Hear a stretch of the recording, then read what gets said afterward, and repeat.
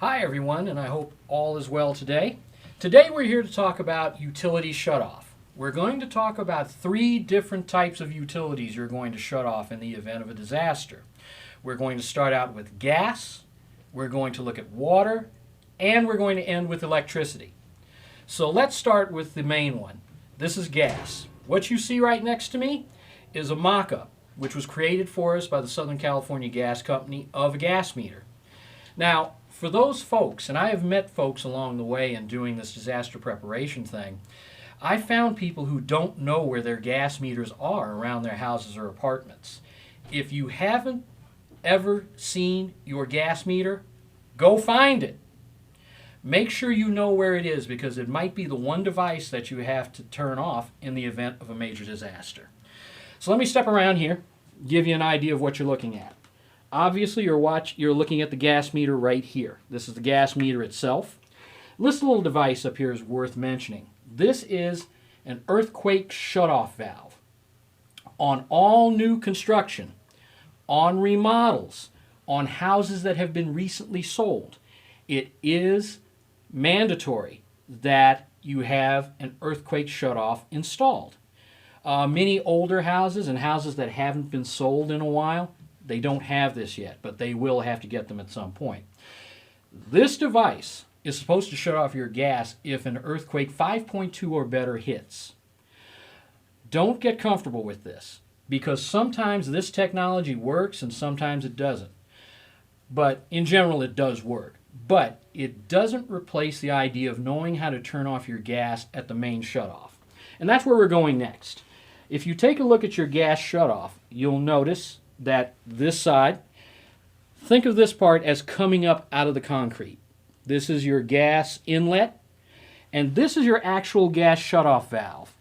And if I turn this around, you're going to see the gas shutoff valve right here. It is currently in the on position. When you see this up and down like this, that means your gas is on. So what you want to do, if you find that you need to turn off your gas, and let me add this, before you come to this point where you're turning off the gas from the meter, make sure you check around your house to find out what might be leaking. Could it be your water heater? Could it be your stove? Could it be the oven? Those devices come with their own shutoffs, and if you can, shut them off locally. This is your last resort. And for those of you who may not smell any gas after an earthquake, large or small, don't turn your gas off at all. Why? Because once you turn off your gas, the only people qualified to turn it back on for you is the Southern California Gas Company. So if you turn it off and it takes them 2 weeks to get out there, you have to wait. So make sure this is just a last resort. Now, if you find that you can't find the source of the gas leak and you need to turn it off here at the gas meter, what you do is you come out, find the meter, find the shutoff. When you find the shutoff right here, you have a couple of tools that are at your disposal. You can use an old-fashioned wrench, which is always reliable, or you can use one of these gas shutoff tools, which you can get from any hardware store or even SOS in Van Nuys. And the way you do it is it has these notches. And the one thing that's really good about this particular shutoff tool, it's non-conductive. So it's safer in an electricity-bound environment. What you do is you find your shutoff, place your tool on top of the head. And what we're going to do is we're going to take it from being up and down to being horizontal. In some cases, you're going to have to put some elbow grease in here to make this happen. But you see, the gas is now shut off to this gas meter and to your house. That's all it takes. And one thing I will recommend is you can actually take one of these tools and you can actually affix it to the meter itself. The reason you do that is because sometimes your tools, when there's a major earthquake, everything gets thrown around in your house. If you're able to, connect this to the meter, and it's always there. You can just break it off and turn off your gas. That's the way you turn off your gas in a disaster. And one thing I want to say about this particular tool, what makes it really desirable is that it's a non-spark tool, meaning that should this tool hit the ground or the concrete, it won't throw a spark. And the one thing you don't want to do when you have a gas leak is throw a spark. So this is really the perfect tool to have.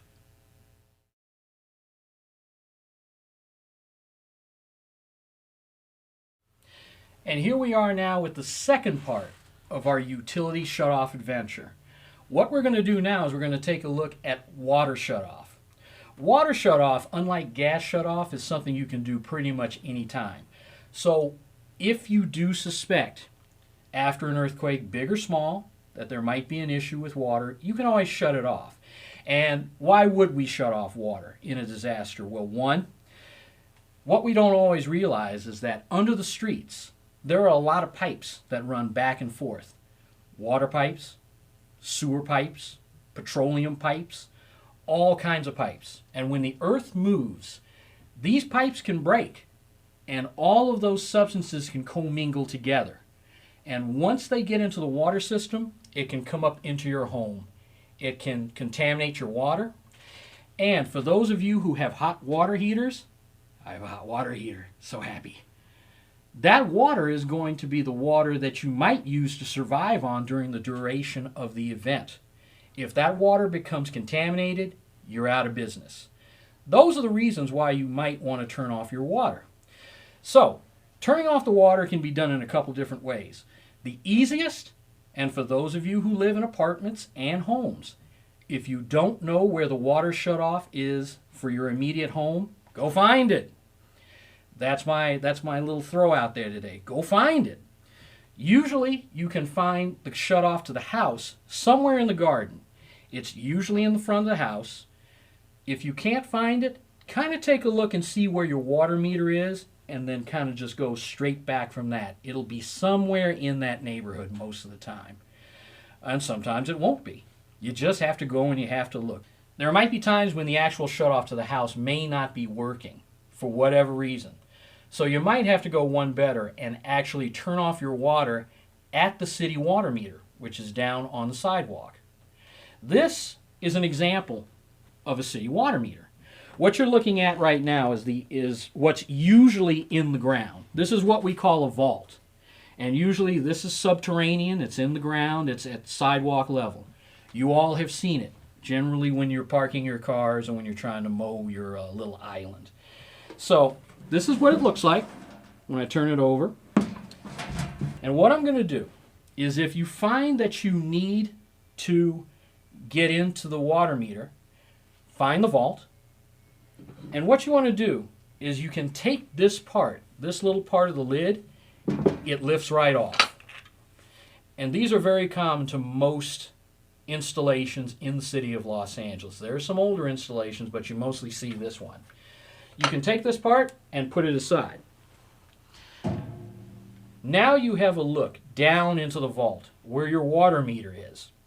Now, what you want to do, generally, is you don't want to plunge your hand down into this vault at any given time.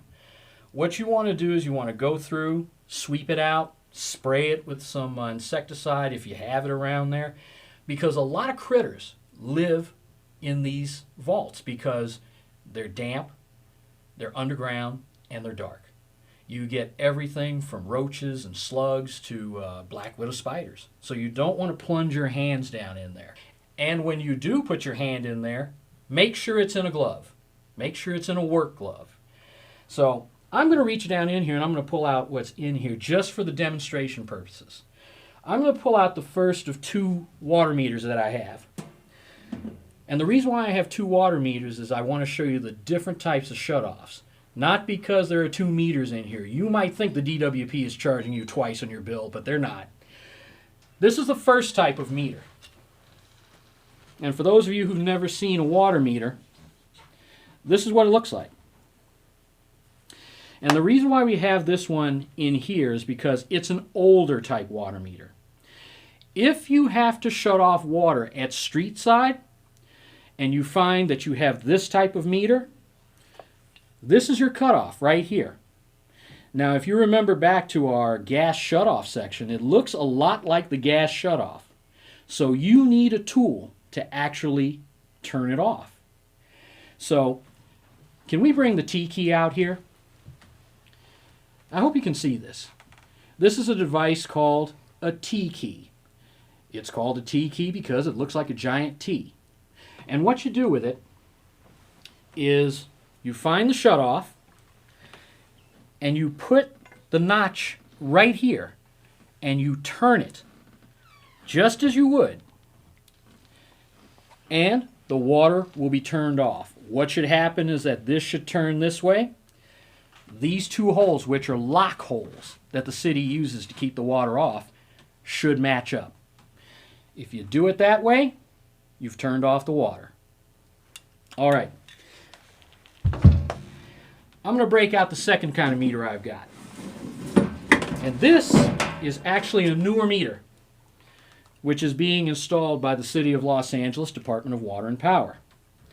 The difference from the previous meter we just looked at is this. Take a look at this right here. This is actually a twist handle that you can actually reach down and turn off. So if you need to turn off your water with this, and you have this modern meter, just go like this. Turn it off. And you see the lock holes match up.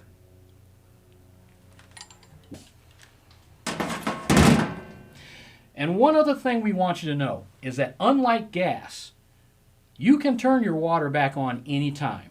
You don't have to call the City of Los Angeles Department of Water and Power. You can just go back out to the meter, or you can go back out to your garden turnoff and turn it back on. The reason why that's the case is there's no hazard in turning your water back on. So keep that in mind.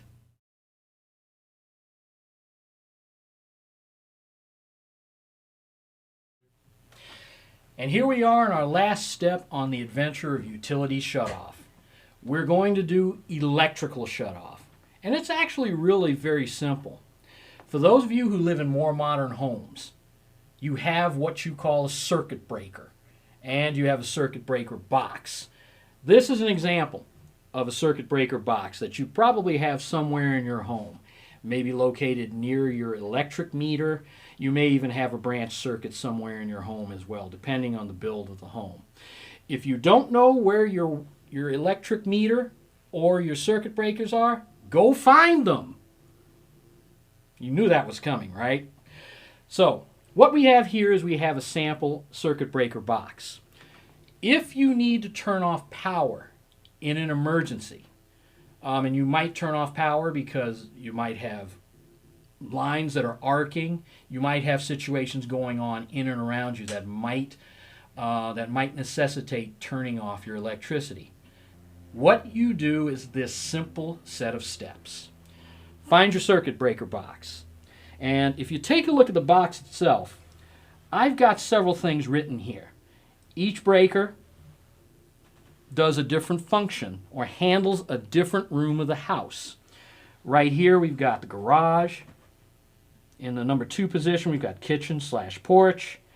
Number 3 position we've got bed and bath. And then we've got our main marked off right here. This is our main shutoff. What you want to do, and this is simple, but pay attention. What you want to do is turn off each of your branch circuits first and then do the main shutoff last. Watch. I'm going to shut off the garage. I'm going to shut off the kitchen and porch. I'm going to shut off the bedroom and the bath. And then finally, I'm going to shut off the main. All of your breakers are shut off. Power is cut off in your house. What you've done is to step down the power, not just shut it off in one fell swoop. Now, when you want to turn your electricity back on, do it in the same manner. Come back in reverse. What you want to do, hit your main. That brings power into the box. But what you want to do is turn on each room individually. Bed and bath, on. Kitchen and porch, on. Garage, on. What you're doing in that case is you are stepping up the power. And you're also keeping electricity from just automatically surging into your house, into all of your electronic appliances, in your wires, and in your circuits. So if you remember this along with water shutoff and gas shutoff, you're not doing too bad. And the other reason you want to know how to do utility shutoff is for the simple fact that you might be doing it for your neighbors. If your neighbor on this side of you or this side of you doesn't know how to turn off their utilities, that could be a problem for you. If they have a gas leak, if they have a fire that's sparked from electricity, if they lose their water. What you want to do is be able to walk over to your neighbors' homes and say, hey, are you guys all right? Can I help you with anything, especially your utility shutoff? When you save them, you're also saving yourself. And these are just simple skills that no matter where you live, in a home or an apartment, you need to know. You might be the first responder on scene at a disaster. Keep that in mind, and we'll see you back here next time.